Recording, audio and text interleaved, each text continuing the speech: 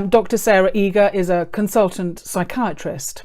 She spent her career working for the NHS in London, seeing patients, as well as being a senior clinical lecturer at Imperial College in London.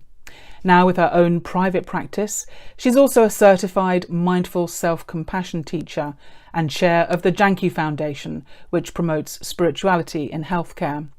She also sits on the executive committee of the Spirituality Special Interest Group at the Royal College of Psychiatrists, having previously been the chair. And on top of all that, she was also one of the first Westerners to come into contact with the Brahmakumaris in her native Australia in the late 1970s. So she's had a lifetime of exploring this relationship between meditation and spirituality and mental health. So Sarah, welcome so much to Masterclasses. It's great to have you here today, joining us from your home in London. Now, you've obviously had a whole career in clinical practice, and you've seen very much firsthand the stresses and strains that healthcare workers are often under. And of course, this has only intensified with the outbreak of COVID-19. How well do you think they've been supported through this very emotional experience? Well, I think being a doctor or a healthcare practitioner at the best of times is challenging and can be very stressful. And there has been studies done on this, and I think people are a little bit concerned because I think when you're in the midst of an emergency, you're running a bit on adrenaline and you're obviously reacting to what's in front of you.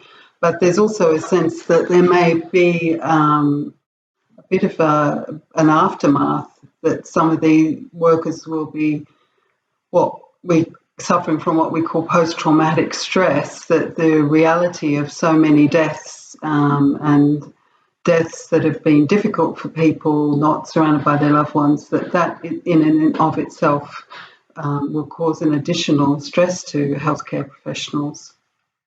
In fact, at the Janki Foundation, we were aware of the kind of stresses that healthcare professionals were under, and even before this happened, developed an app which we call Happy Dote, where we thought for ourselves, what are the most challenging situations that we've faced as healthcare practitioners?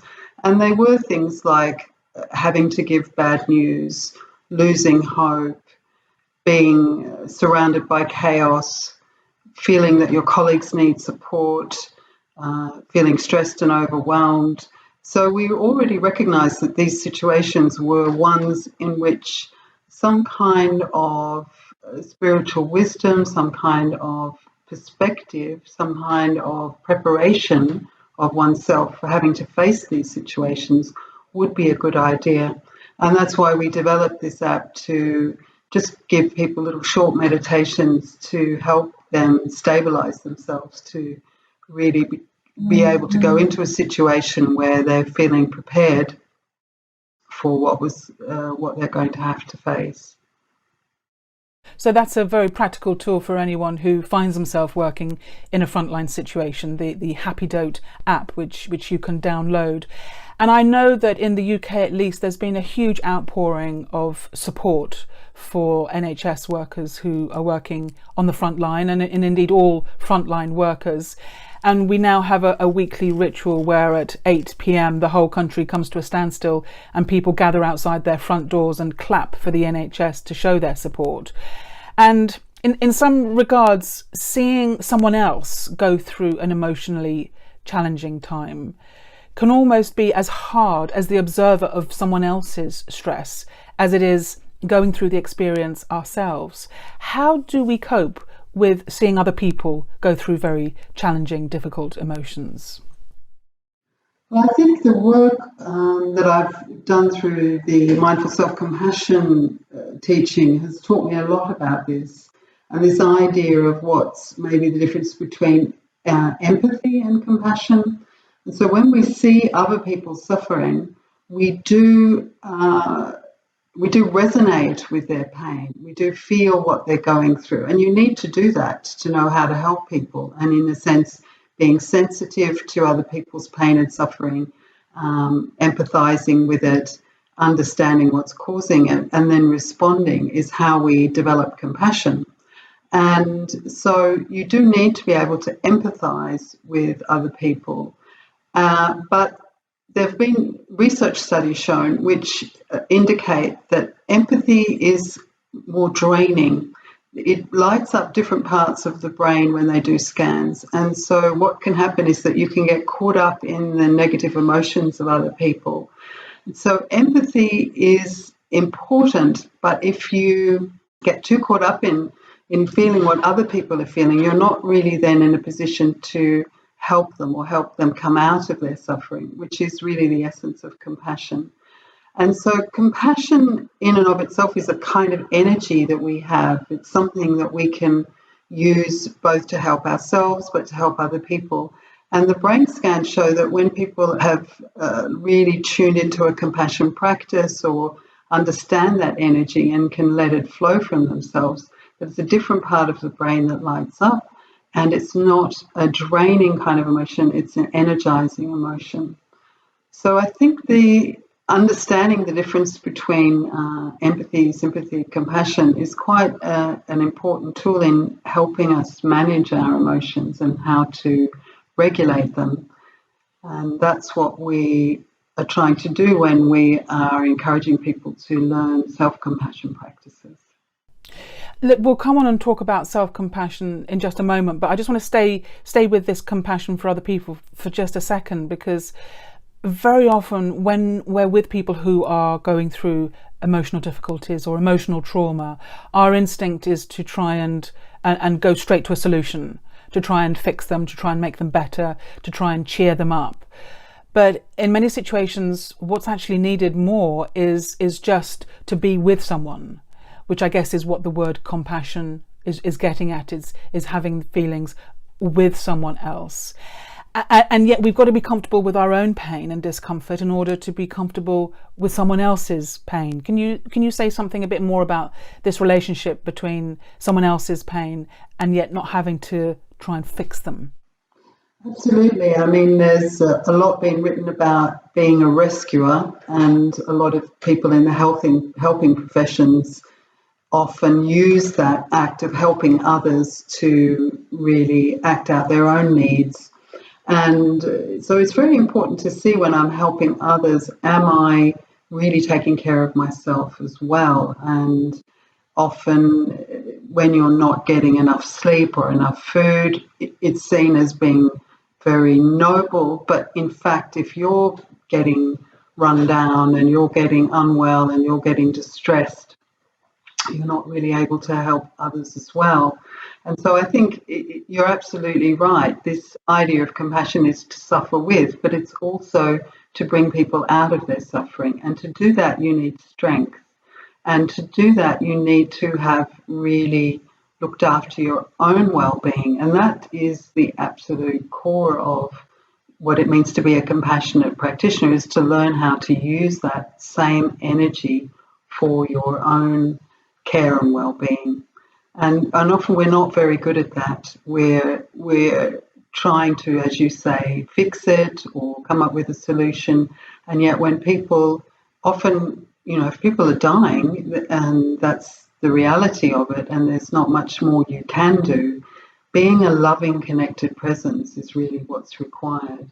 And so to be able to sit with my own fear, be able to sit with my own pain, my own discomfort with the situation, in a way I need to have practiced that beforehand. I need to have come to terms with it or been able to face it, because obviously we're all going to die at some point, and yet we don't talk about death very much. And yet this whole COVID thing, I think, has really brought death to the forefront in our society.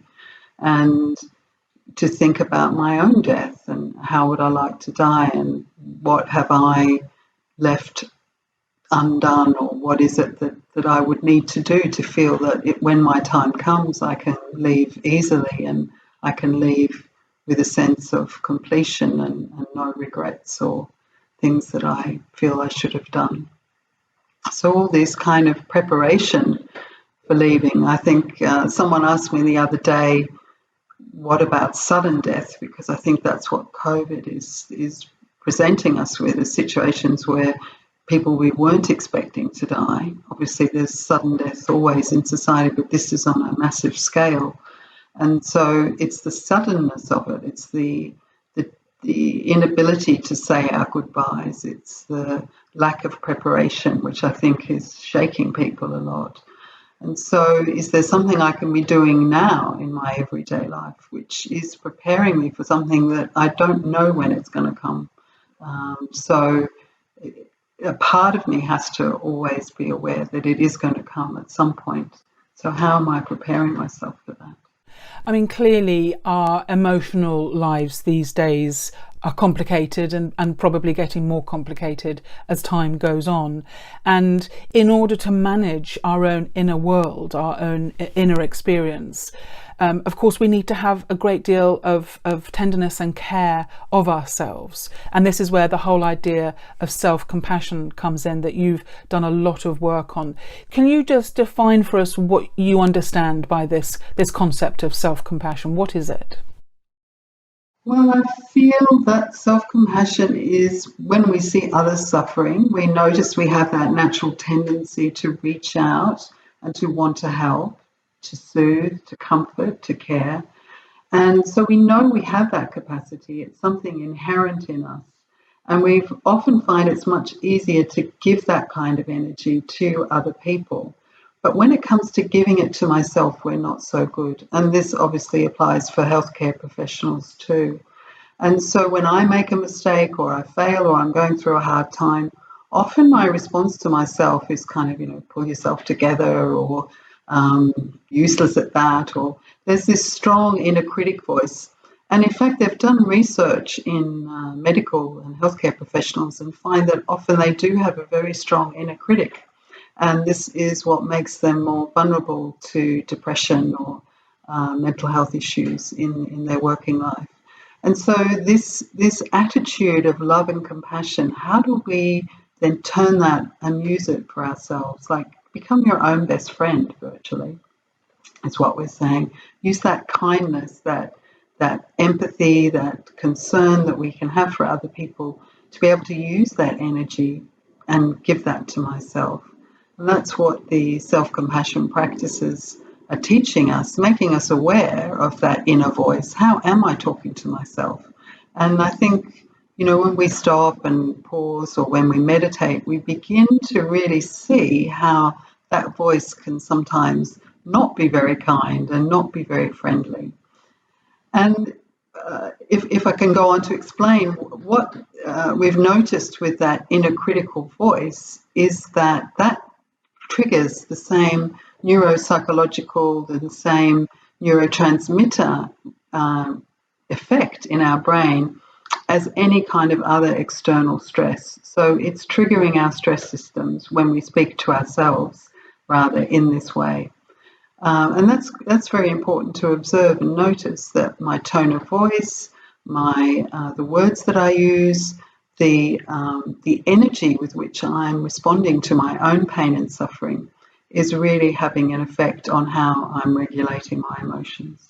And you talk within self-compassion about the yin and yang of self-compassion, about the soft compassion, which is caring, but the other, which is when to draw a boundary and have a little bit of tough love, perhaps, with others or with the situation or with yourself. How does that work, these two aspects of self-compassion? Well, I think often when we're talking about being kind and loving and looking after ourselves, we're talking about the soothing system and comforting system, which most people would recognize as an innate system that mothers have towards babies, that as human beings we all have this capacity to soothe and care. And so we're learning how to soothe ourselves.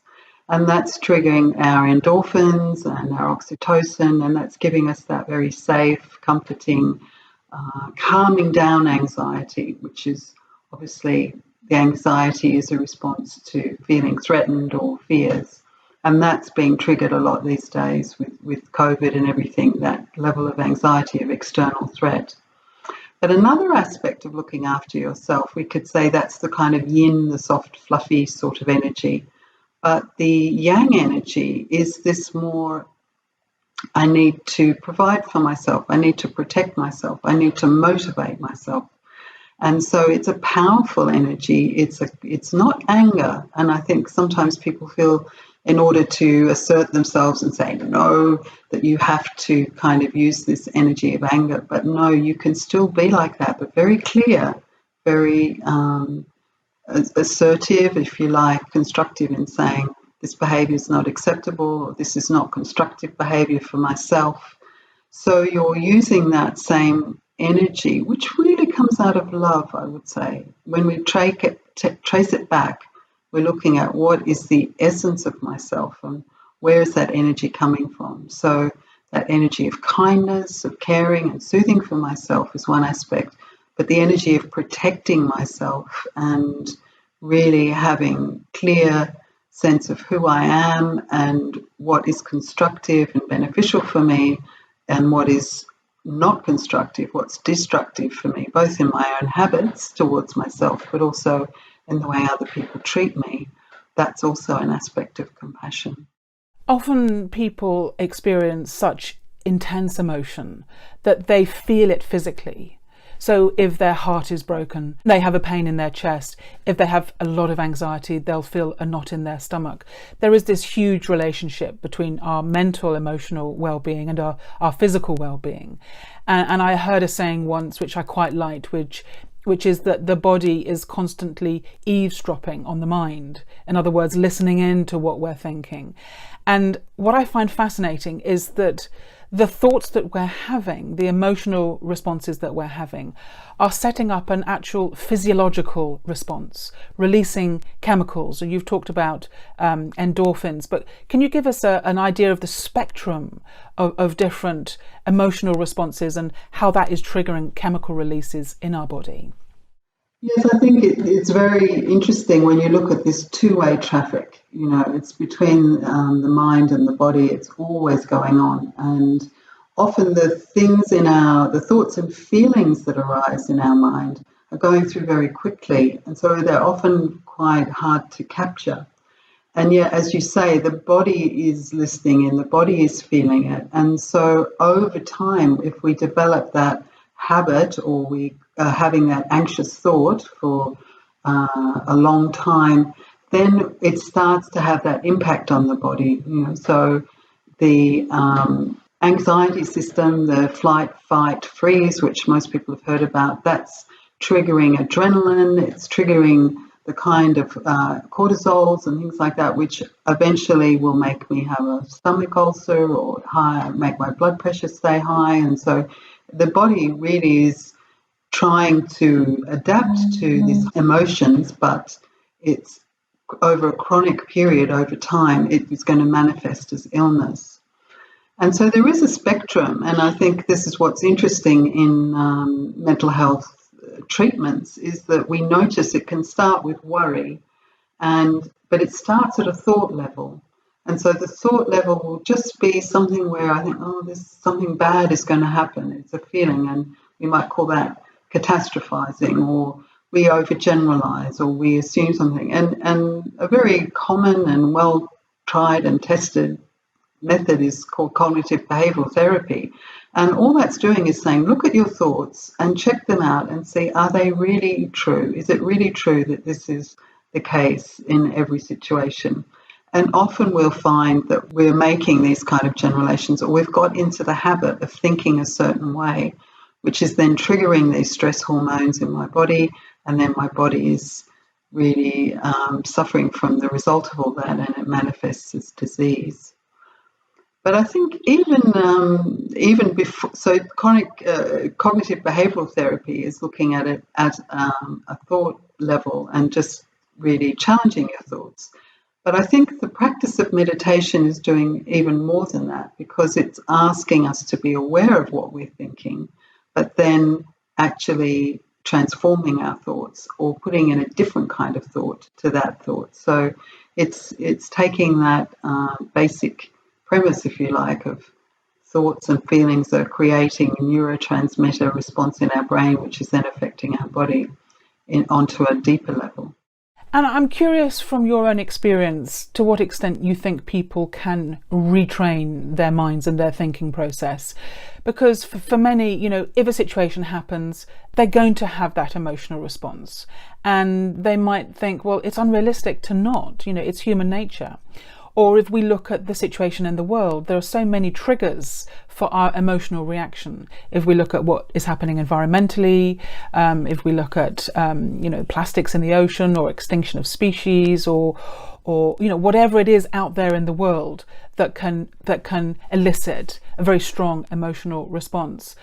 Some people would say, well, you can't not react to that. It's going to have an effect, and yet your response will be impacting on you, and yet you do still want to be caring. That's quite a hard balance to find. Yeah, no, it is. And I think that's why I felt the self-compassion practices have been really helpful, because they're not denying your experience. They're not saying that what's going on for you is bad or wrong.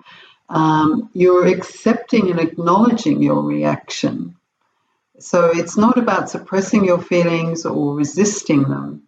But then, as you say, stepping back maybe a little and thinking, okay, this may be true and this is going on and I accept it, but what effect ultimately is this reaction going to have on my well-being and also my usefulness, my ability to respond?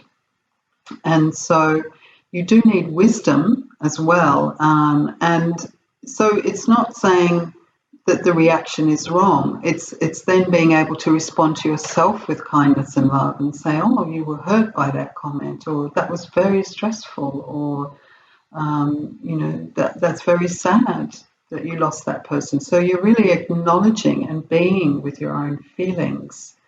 And that's a really important first step, because if you don't do that, if you don't acknowledge where you are at now and what your reaction is, it's going to be very difficult to have an authentic, caring response to it, or to do anything more constructive with that feeling. So it is a process where you start by, this is where I'm at now, let me bring kindness to that experience, and then let's see what the next step is. And it's very powerful how even just that little intervention can actually change the course of events. You may be having an argument with someone, someone's provoking you, and you're getting very caught up in it. Or a situation even with the news, listening to the news, COVID every day, that's really, starting to make me feel very anxious and everything. So just to stop and say, this is really tough actually, to keep hearing all this news of people dying and all the fears. So just give myself kindness and love, because I'm in this position now where I'm actually having to hear all this news, or this person's trying to get a rise out of me, or this situation is really triggering something in me. So before I even get into all of that, just to stop and say, let me just give myself some kindness and love, just because I'm in this situation.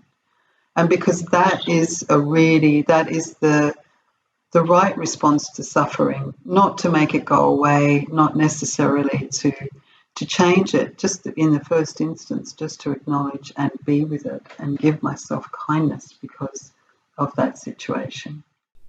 You talked about the frontline healthcare workers possibly having post-traumatic stress because of what they've been through. And I think there's an extent to which, all of us are probably carrying some degree of, whether you call it post-traumatic stress or just, a stress disorder of some kind, because of the hugeness of this experience.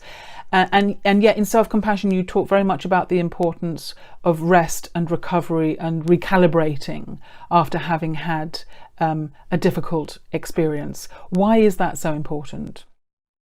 Well, I think they're noticing this in a lot of stress work anyway, before even COVID came along. But it does come from the idea in sport that when you're really pushing yourself very hard, that if you stop and recover, even for a short interval, that you're able to go much longer, that it builds resilience. And so this concept of recovery is really important, because in healthcare, you can just be going for hours, and with all this PPE and everything, people not even being able to take proper breaks and everything. But you can take a break in your mind. You can stop for 1 minute, 2 minutes, 3 minutes, and really just give yourself kindness and love, and just calm that whole nervous system down, because you'll be operating on high adrenaline. And so you have that capacity, you have that power to be able to really just say, let me take a few minutes of quiet here, of peace, of silence. As you say, that can be challenging for people, which is why these little commentaries, these meditations can help. They can help you get into that frame of mind. They can help you come down and recover quite quickly. But it is also the case of just practicing. If you're used to, through some kind of practice of meditation or breathing or anything that really calms your nervous system down, that's a good practice to have, and to do it quite regularly throughout the day. I mean, you've had a career of being a healthcare provider at the same time as developing your own practice in meditation. What insight can you give us into how actually your experience of meditation in a moment by moment, day by day situation feeds into and really nurtures you? How can we use meditation practically in that way? Well, I think for me, meditation has been a very profound journey of me understanding that even though I'm creating thoughts and feelings, I'm something different to those thoughts and feelings. And it might be a bit like a painter. A painter has the paints and they're putting the thing on the canvas. But in fact, it's the painter who's creating it, and he knows the painting is different to what he is. And it's a bit like that there is something we might call the observer self or the intrinsic self. And as you explore in meditation the different levels, so you begin to see that thoughts are traveling through your mind, that feelings are arising, but underneath or below or in the center of that, there's you, the observer, and you can create, or you can experience a little bit of distance between what you're creating. And then you begin to realize actually you can also develop a bit of mastery, and you can decide which color paint you want to use. So which thought, you begin to become a bit more discriminating, and you can say, actually, that's not a very useful thought. This is a more useful thought. And the kind of thoughts that I've realized are really helpful are the ones that take me back into what I would call my true self or my true nature. And you begin to realize that the thoughts in the mind and the feelings that arise are expressions of you, but they're also noise. And you can go back and back and track back until you find a place which actually is completely silent, completely still. And there you just feel at home. There you feel restful. There you feel, this is me. And that essence of me is love. It's peaceful, it's loving, it's powerful, it's clear, it's really the best you, but it's completely silent in a very full way. And so for me, that's been the journey of meditation, is tracking back in a way through how my body's feeling, how my mind is, how my emotions are, and then getting underneath that and into something which is just completely safe and peaceful, and I feel is the real me. It's very beautiful to hear what you're saying and to hear those words, and even more interesting when you consider that you've had a whole career in medicine as a consultant psychiatrist, and you've sat as a chair on this special interest group in spirituality for the Royal College of Psychiatrists. And I wonder how you have found it in your career as someone who has this belief and understanding of the self as a soul, and yet working alongside practitioners who have a very physical understanding of the brain being in charge. How do you reconcile those two worldviews? And how far do you think medicine has now got towards accepting this idea of soul and these essential soul qualities that you're talking about? Well, it's a very interesting question. I think when I started in psychiatry, I certainly felt like I was a bit of an oddball, and this sense of the brain and the true self being two different entities, and that the true self or the soul, something that was using the brain, was not something that a lot of people believed. They were very into brain scans and neurotransmitters and all this kind of stuff. But in fact, I began to realize that there were other psychiatrists who had those kind of inklings and also experiences in their life. And in around 2000, there was a group at the Royal College of Psychiatrists which developed a special interest group in spirituality. And that was a real turning point for me, because I think before that I kept my spiritual life separate, but I began to see other people could also see that there was a room for this kind of worldview in psychiatry. And clearly not everyone subscribes to it, but I think there's been more and more respect and accepting that that is the way a lot of people experience the world, especially people who use mental health systems. They often have deep spiritual experiences or deep spiritual beliefs, and they would like their psychiatrists to be able to acknowledge that and not use that as sort of saying that that's more evidence of your craziness. And in fact, it was really interesting. I was just reading an article where they were talking about how even within faith communities, the ability to accept people who have mental health problems is sometimes challenging. And it's this whole issue of how do we accept people who experience the world and things differently to us. And they were saying that compassion is important, but in fact, more than that, when you're dealing with other people, respecting their dignity is really the key. Because compassion can sometimes come across as feeling sorry for someone or giving them pity, and you have to watch that line. But if you always imagine and think of the dignity of each human being and the dignity and respect you need to have for their belief systems and their experiences, that puts you on an equal footing. That puts you in a position where you're able to stay generous and open-hearted and accept the other's reality. So I feel in my journey of being both a psychiatrist and on a spiritual journey, that as time has gone on, that acceptance has grown. I think there will always be people who feel that it's a step too far and it's not within their realm, but I think there's respect now for people who do think about being soul conscious, about consciousness being some other dimension, and even God, if you like, even a higher being or a divine being. That idea has entered the dialogues. And in fact, it was really interesting, even within that group, that special interest group, we were in the executive, and we have lots of different programs and we try and always explore the spiritual aspect. But someone said, why don't we ever talk about God? We're all here because we believe in God in our own way, Christians, Buddhists, Muslims, everyone, we're all in this group together. And yet we said, we don't really ever talk about God. And I said, that's a really good question. It's almost, again, it's like our belief system is our most private thing. And our relationship with God is our most private thing. And yet we knew in that room that was the thing that linked us all. And yet we were still a little bit cautious about discussing it.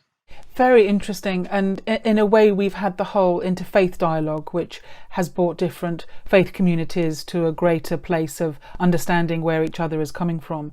And now maybe science and the medical profession and spirituality are taking an attitude of, well, look, what can we learn from each other? How can we get the best of each to have a greater understanding? So for you to have a special interest group that is even looking to extend that understanding into there being a presence, a divine presence of some kind, that can be part of our picture when you're looking at each human individual and their experience in this world, that's a massive shift. It's a real game changer. What has the journey that you've been on with your meditation practice taught you about opening up to that divine presence of love, and how much of a difference has that made to you? When I first started, it was a theoretical idea. I thought, okay, there's a sense in meditation that you're a soul, you're a non-physical being, and you can connect to something greater than yourself. So I really took it as sort of a scientific experiment, really. And I thought, okay, I don't really believe this, but I'll try it anyway. And so it was empirical evidence. So for myself, I started with the idea, but then I began to practice as if there was a divine being out there, as if there was an ocean of compassion or love or an energy that cared about me.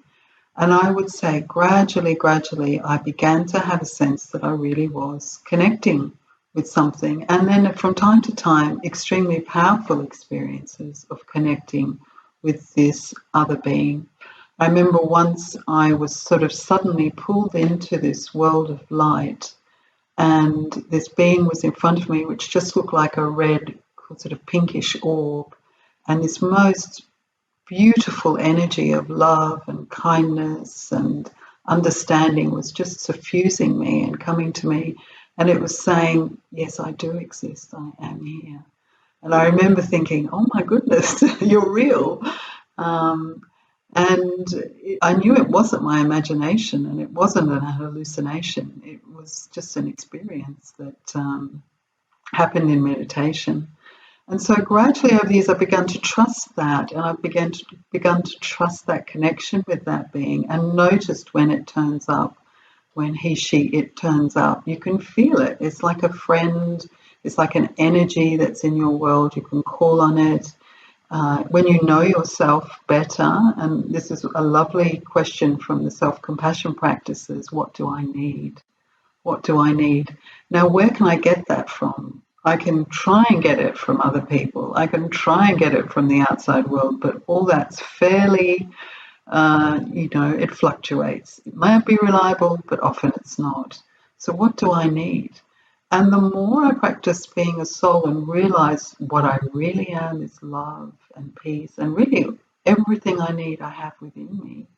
And then on top of that, I have this amazing energy that's there, that's the universal parent, that's there for me to connect with. So if I am feeling sad, if I am feeling unloved, if I am feeling frightened, if I am feeling unsafe, if I am feeling lonely, I can turn to that energy and get my needs met. And I think for me, that's been absolutely this relationship of the universal parent, the friend, the soul companion, the supreme soul, the divine, whatever name you want to put on it.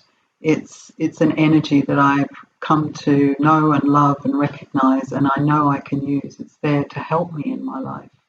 And so the more I draw on it, then the closer and more connected I feel, both to myself, to others, and to that energy. In terms of managing our emotions, we can often get into feeling overwhelmed, and as if we're, carrying the entire burden of everything on our own shoulders. And so this practice of, as you're talking about, connecting to this energy, and to an extent being able to share that burden and maybe even offload that burden so that someone else can carry it for a while and leave you feeling free. That's not just a game you're playing with your mind. That can be something that is very real, that, as you're saying, it's something that you can experience in your life as really like an anchor for your emotional ups and downs. Absolutely. I'm sure you've felt that too, Philippa. It's been something in your life that you've realised is a constant and that you can rely on. But it grows. It's like any relationship. The more you test it in a way, the more you try it out, the more you begin to see what comes back, and you learn to trust it, and it becomes like your parachute. It becomes your safety net. Well, it's I mean, as I said, it's fascinating enough anyway, but for you to be speaking from this place of spanning these two worlds and saying, look, it's not a crazy idea to just at least be open to the idea that there is, a greater presence there that you can tap into, is very inspiring.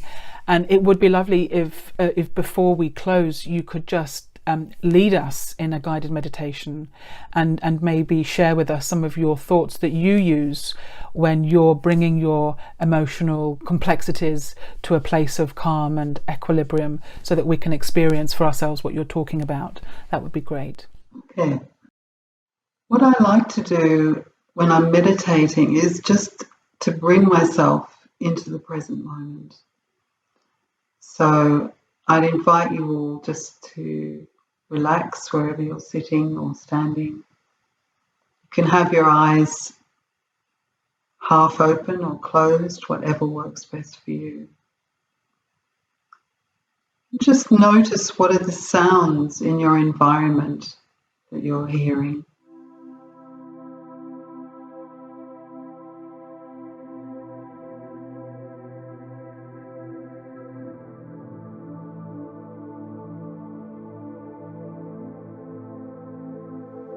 And then to bring your awareness a little bit closer in, just noticing where in your body you're holding on to any tension. Let your shoulders drop, your legs be relaxed, your arms by your side or in your lap.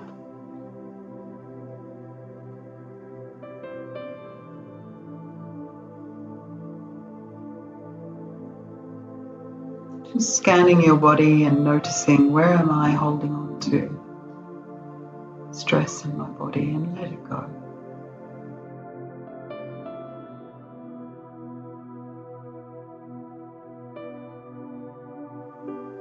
And then coming in closer still and just noticing the rhythm of my breath. Breathing in and breathing out.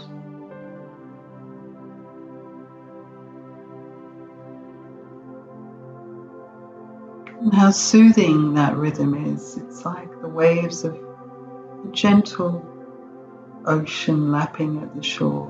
Breathing in and breathing out.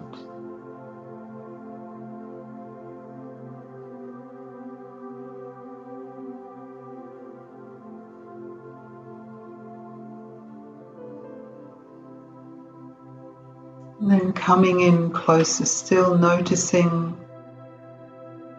the thoughts that are going through my mind.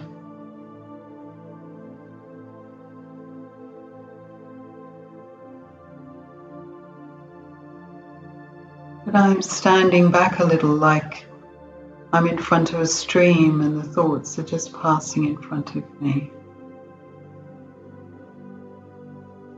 I'm observing them.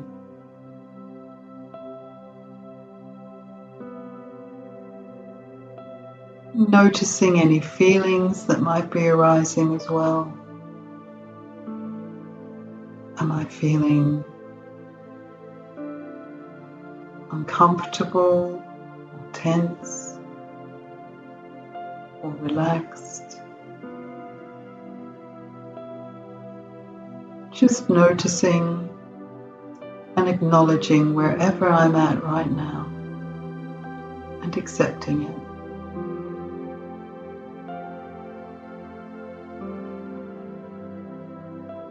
And then going deeper still, even beneath my thoughts and feelings, into a stillness, into a peace, into a sense of safety.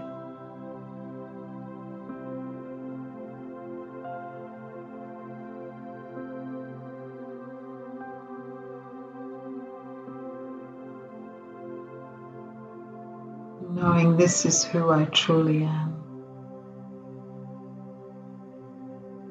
I am the energy of love, of peace, of stillness.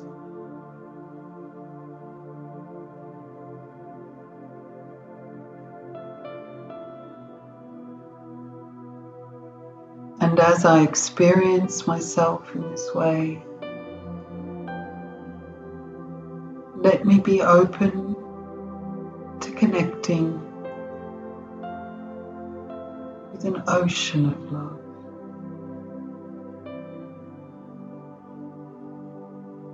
A universal source of kindness, of compassion,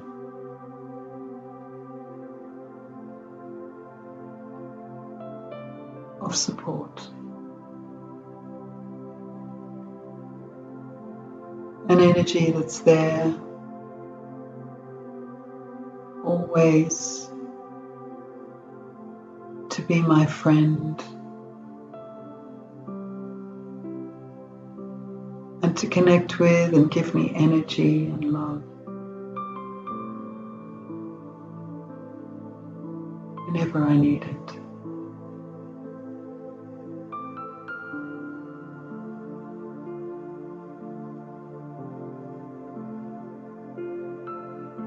And I can breathe in this love, soak it up.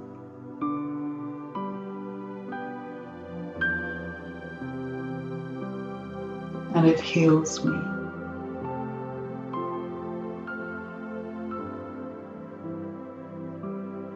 And makes me whole again.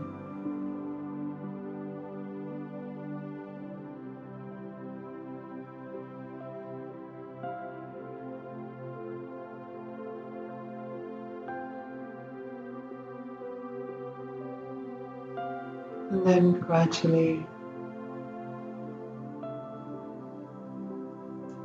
opening my eyes or coming back out to the world, connecting with my breath, but bringing that peace and love with me, knowing that at my core, my essence, my real identity, that is who I am.